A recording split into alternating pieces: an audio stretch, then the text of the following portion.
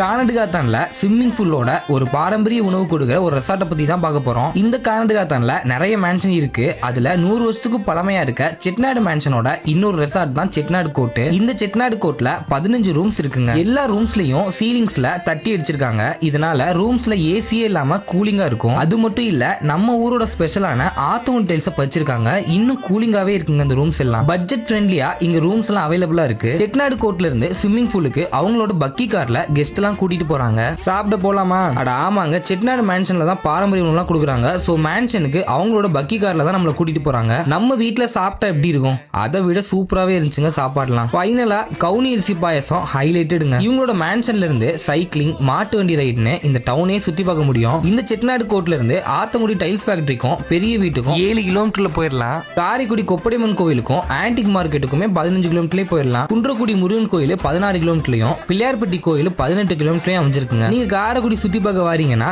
கண்டிப்பா செட்டிநாடு கோர்ட்டை வந்து விசிட் பண்ணுங்க. நன்றி, வணக்கம்.